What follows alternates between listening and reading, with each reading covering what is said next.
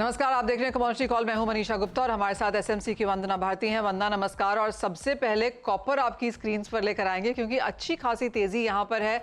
वंदना, one way rally है। कल रात 5% की बढ़त थी। हमने गैप अप ओपनिंग यहां पर होते हुए इंडियन मार्केट्स में देखी। ऑलमोस्ट 2% की तेजी के साथ यहां पर कारोबार और 900 रुपए पर किलो कॉपर एमसीएक्स आपकी स्क्रीन पर यहां पर है। यहां पर क्या करने की राय देंगी वंदना? जी मनीषा, मुझे लग रहा है कि रैली काफी ओवर स्ट्रेच्ड है, लेकिन खास बात यह है कि जो तीनों प्रीमियर एक्सचेंजेस है, चाहे वो एलएनई हो, सीएमई हो या फिर यहाँ पे शेफे हो, हर जगह वॉल्यूम के साथ ये कमोडिटी बढ़ी है आगे और मजबूती के साथ, मजबूत फंडामेंटल्स के साथ बढ़ी है।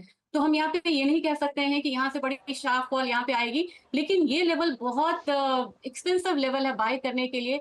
मेरी सलाह यही रहेगी कि 895 894 के करीब आता है तो उस कमोडिटी को बाय करना होगा। 900 सिर्फ एक साइकोलॉजिकल बैरियर है, ये कभी भी उसको ब्रीच करके क्लोजिंग दे सकता है। यहाँ पे नेक्स्ट टारगेट इसका 905 के करीब बनेगा और इसके लिए जो स्टॉप लॉस लगेगा ये करीब करीब 980 का बनेगा। तो मुझे लग रहा है कि एआई की जो नई डिमांड उभर के आई है, ये 2024 के लिए न्यू है कॉपर के लिए, और इसकी वजह से हम लोगों ने काफी एक बूस्टअप आता हुआ देखा है, जबकि फंडामेंटल साइड जो है वो थोड़ा सा यहाँ पे टाइट दिख रहा है। तो मुझे लग रहा है कि ये जो रैली है ये इन्वेस्टमेंट के लिहाज से भी काफी बढ़िया है बेस मेटल के लिए, और मुझे लग रहा है कि स्टेबल होगी।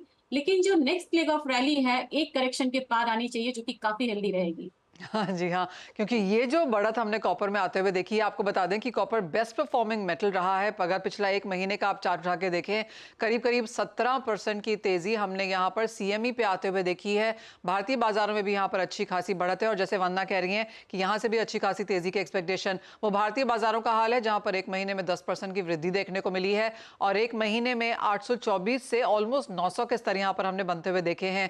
3 महीने का चार्ट भी आपकी स्क्रीन पर लेके आएंगे क्योंकि एक वन वे रैली रही है। जैसे कि आप देख सकते हैं, बहुत छोटे यहां पर करेक्शंस होते हुए नजर आए हैं, लेकिन जो वन वे मूव है वो ऑन द हायर साइड यहां पर है। तो 709, ऑलमोस्ट 700 से 900 रुपए तक की रैली वंदना यहां पर देखने को मिली है। जैसे आपने कहा, थोड़ी सी अब ये स्ट्रेच लगती हुई नजर आ रही है। तो अगर एक करेक्शन आएगी तो वो कहां तक आएगी? आपने ऑफकोर्स 890 तक के लेवल्स यहां पर बताए हैं कि वो एक स्टॉप लॉस के तौर पर ट्रीट करने चाहिए, लेकिन एक रेंज अब आने वाले एक महीने के लिए कैसी रह सकती है?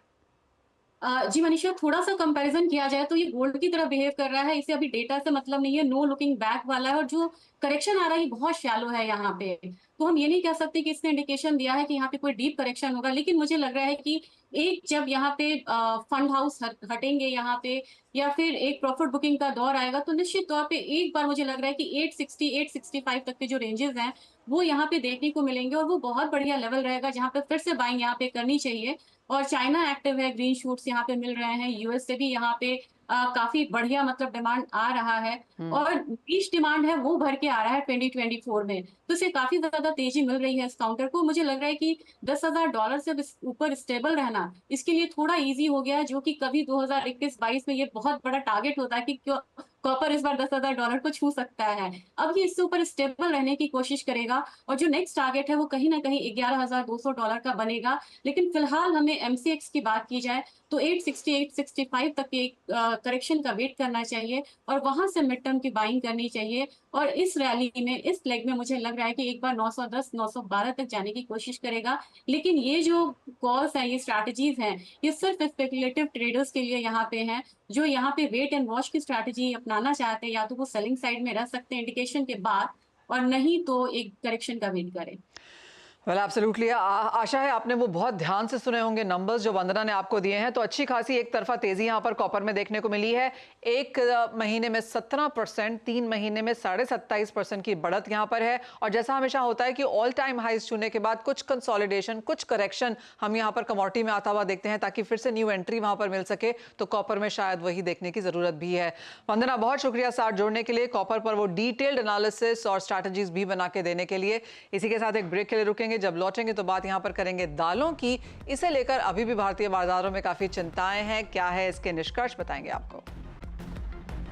नमस्कार, स्वागत है आपका। और हमारे साथ अब जुड़े हैं हनी बी से दीपक पारीक। दीपक नमस्कार। और दालों पर आपसे बात करेंगे, जहां पर एक के बाद एक मेजर्स के साथ साथ हमने यहाँ पर चेतावनियां लगातार यहाँ पर आते हुए देखी हैं इंडस्ट्री के लिहाज से। महाराष्ट्र के कई जगह पर हमने दाल मिलों और गोदामों की जांच होते हुए भी देखा है। बाजार ने यहाँ पर ड्यूटी फ्री इंपोर्ट्स आते हुए देखा है, एक्सटेंशंस भी आते हुए देखी हैं। अभी भी दाल के प्राइसेस लेकिन पिछले साल के कंपैरिजन में ऑन द हायर साइड हैं और ये शुरुआत हुई थी शायद पहले तुअर से, फिर उड़द से, फिर चना इसकी चपेट में आया। अब जहां पर हम खड़े हैं, क्या आपको लगता है सरकार कर सकती है और आगे जाकर किस तरह की अवेलेबिलिटी और प्राइस व्यू है? थैंक यू मनीषा जी, मुझे बुलाने के लिए। तो यहाँ पे कुछ चैलेंजेस तो थे। हमने देखा कि खासकर चना और उड़द और तुअर के अंदर तीनों में क्रॉप एक्सपेक्टेशन से काफी ज्यादा शॉर्ट थी। जब ये शॉर्टेज हुई उसके बाद अनफॉर्चुनेटली पिछली बार जैसा जो माहौल था, जो लाइक कुछ जल्दी आ गया। पिछली बार हमने देखा था कि जून जुलाई आते आते थोड़ा सा मार्केट को मालूम पड़ा था कि शॉर्टेज है। इस बार मार्केट को पहले से मालूम था, तो उसके कारण कुछ स्पेकुलेटिव इंटरेस्ट और कुछ ब्लैक शीप्स उन्होंने कुछ होर्डिंग वगैरह की थी। उसके लिए सरकार ने कुछ सख्त कार्रवाई की, कुछ जगह विजिट्स भी हुई, कुछ जगह आइडेंटिफिकेशन भी हुआ, कहीं चेतावनियां भी दी गई। जब शॉर्टेज हुआ उसके बाद हमने देखा कि फ्रॉम जनवरी इटसेल्फ खासकर तुअर के भाव काफी तेजी पकड़ने लग गए।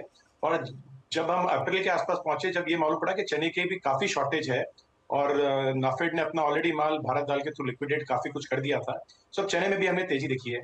आगे जाते हुए मुझे लगता है कि गवर्नमेंट ने जो भी स्टेप्स लेने थे वो ले चुकी है। उनके पास एक आखिरी ब्रह्मास्त्र बचता है जो स्टॉक लिमिट का। मुझे लगता है कि अगर स्टॉक लिमिट गवर्नमेंट जो सोच भी रही है वो अगर करती है तो उससे कुछ काफी नेगेटिव इंपैक्ट आएगा, क्योंकि एक तो आपने येलो पीस को ओपन किया है और साथ में अगर आप स्टॉक लिमिट लेके आ जाएंगे तो मार्केट के अंदर एक मिक्स सेंटीमेंट जाएंगे और उस सिचुएशन के अंदर काफी कुछ जो इंपोर्टर्स हैं वो इंडिया में माल लाना रोक देंगे।